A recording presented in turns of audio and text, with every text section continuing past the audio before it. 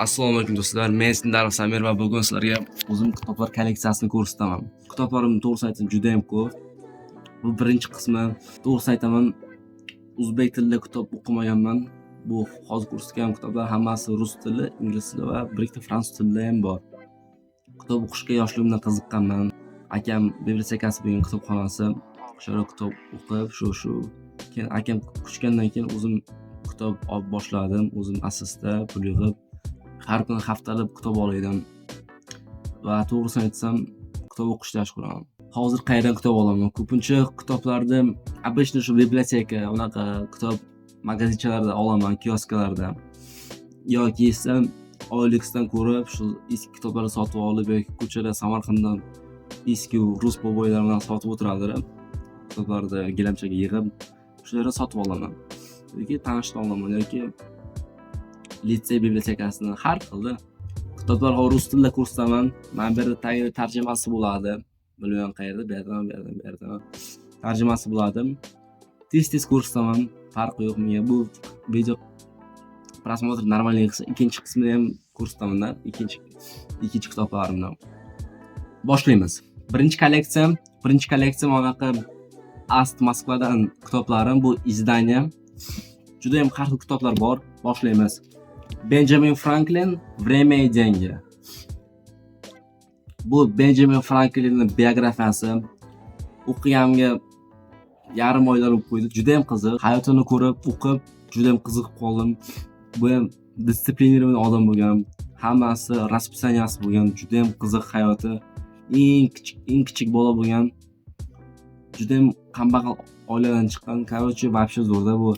Fizikam bo'lgan, diplomatam bo'lgan, jurnalistam bo'lgan. Rekomendatsiya qilaman. Javob. Так, Nikolay Vasilievich Gogol Мертвые души. To'g'risini aytsam, bu kitobni yarmini o'qiganman. Bilmayman nimaga, oxirigacha o'qiganman, bilmayman. Hatto qiziq tuyuldi menga. Qiziq edi kitob. Ismi yo'q, nimaga? Adashmasam fransuz tilini o'rganib, rus tili kitoblarni uncha o'qimay qo'ydim. Hatto uni o'qib tugatishim kerak bu. Komediya bu. Komediya bunaqa demokratiya deydi. Korrupsiya haqida bunaqa mashayniklar, shu zo'r kitob. Gogol kitoblari o'zi komediya bu chiroyli zo'r kitob. Uchinchi kitob German Gesse Demian. Bu вообще qiyin kitob bo'ldi, to'g'risini aytsam. Bilmayman nimaga kichik kitobga o'xshaydi. Uncha 200 bitmi shundayda. O'qidim.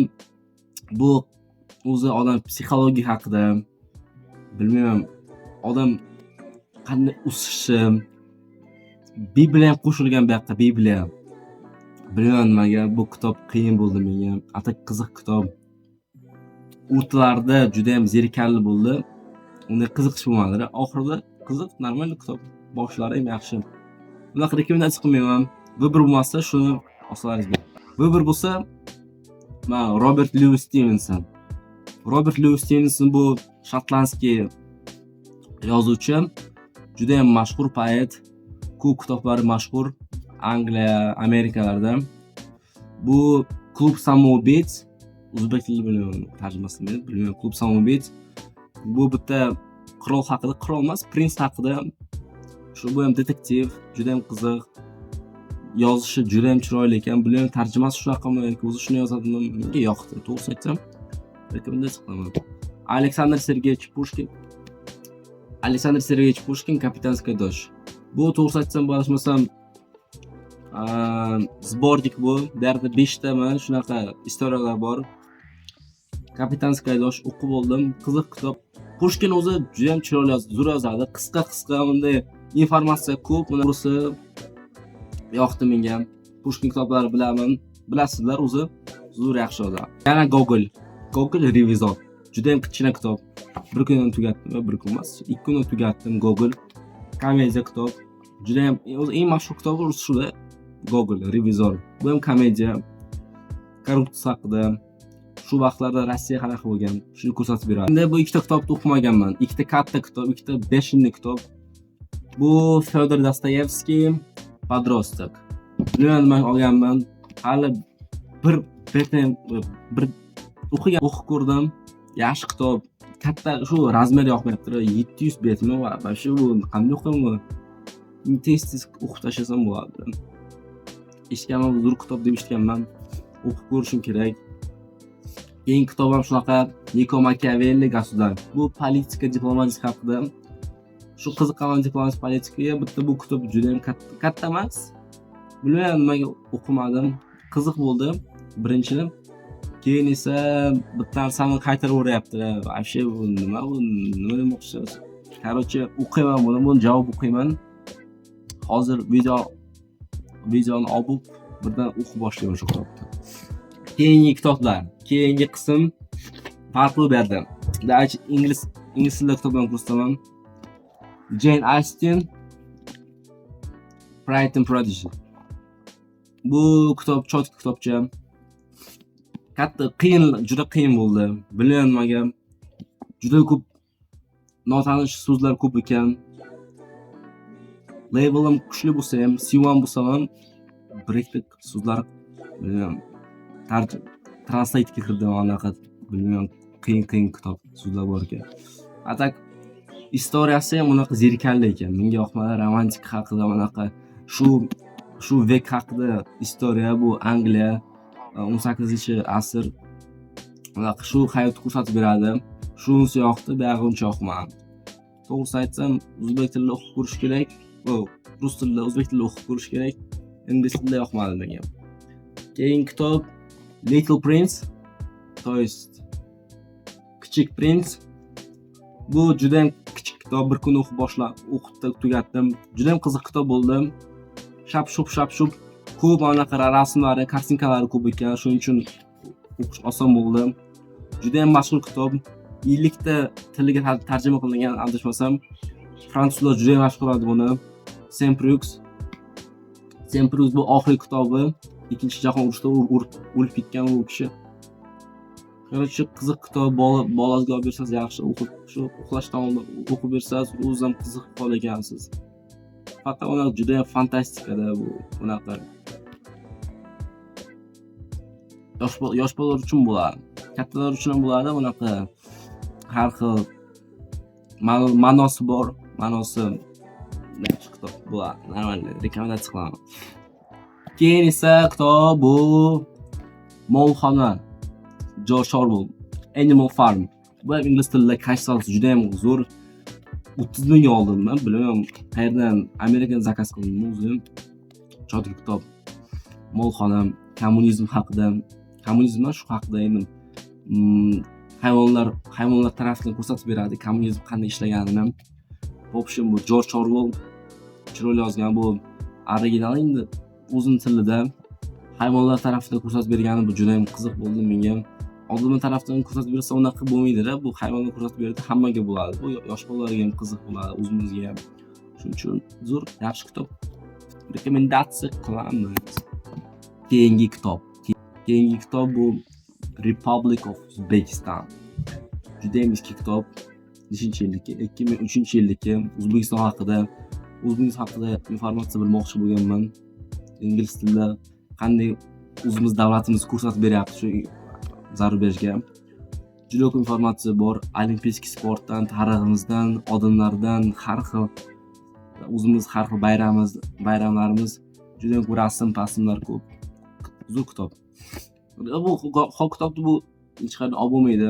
Faqat litseylarda anaqa so'rab bo'ladi. Faqat hozir bu kitob topolmaysiz hech qayerda. Kitob o'qib ko'rmoqchi edim.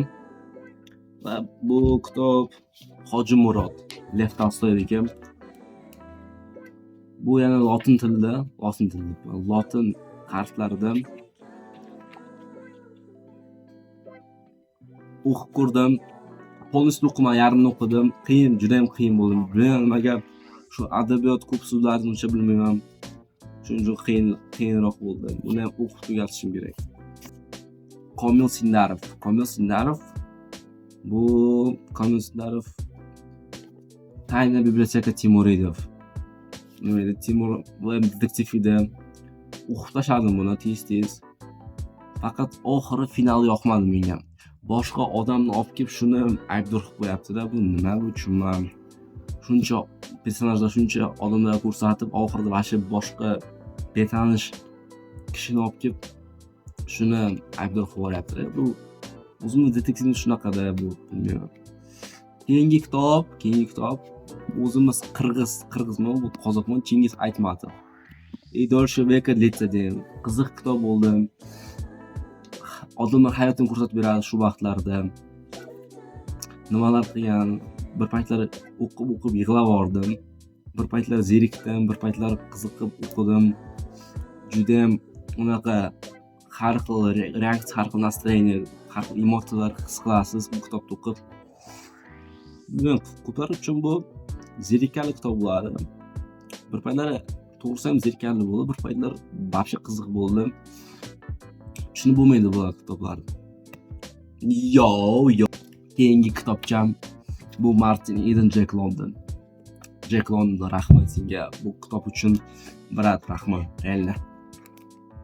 Bilmayman nimaga o'rtalari qashi zerik alash qiziqmas bo'ldi. Faqat boshi va oxiri juda ham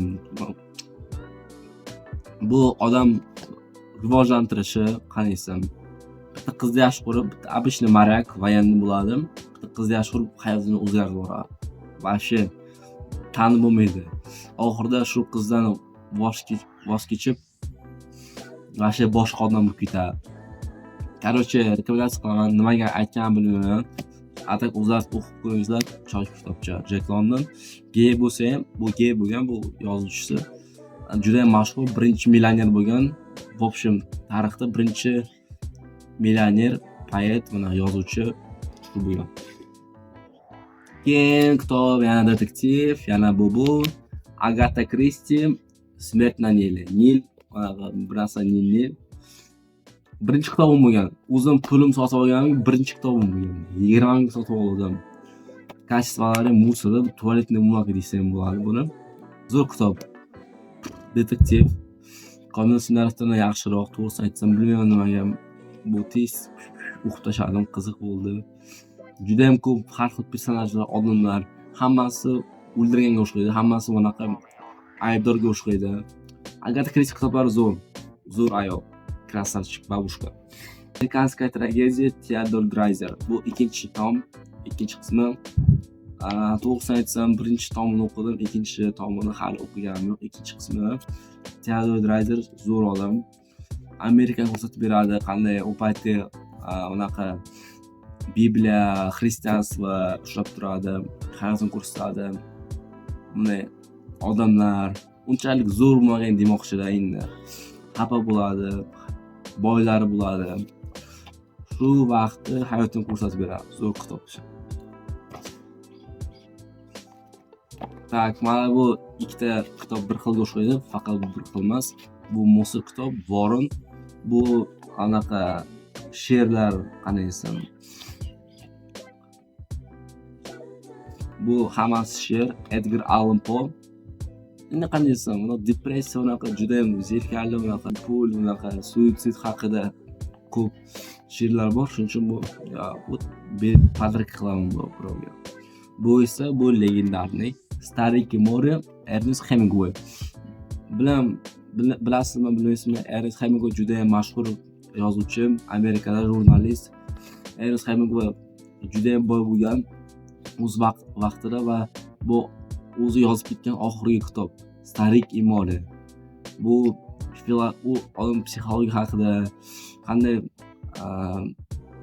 o'zingizga gol qo'ydingizmi, o'zingizga qanday tsel qo'ydingizmi, shuni oxirigacha borishni aytib beradi.